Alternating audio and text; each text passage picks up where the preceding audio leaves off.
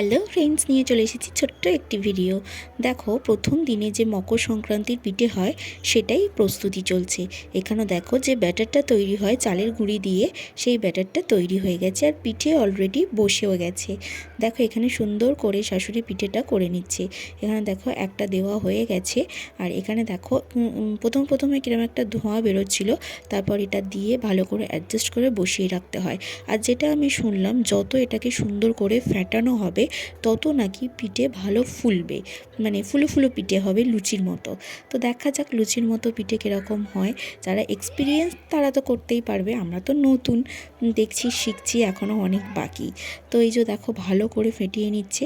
আর তারপরে রেজাল্ট যেটা দেখলাম সত্যিই তাই, যত বেশি নাকি ফেটানো হয় পিঠে ততই ফুলে। আর পিঠেটা দেখে নাও কত পরিমাণে ফুলেছে, কত যে সুন্দর লাগছিল।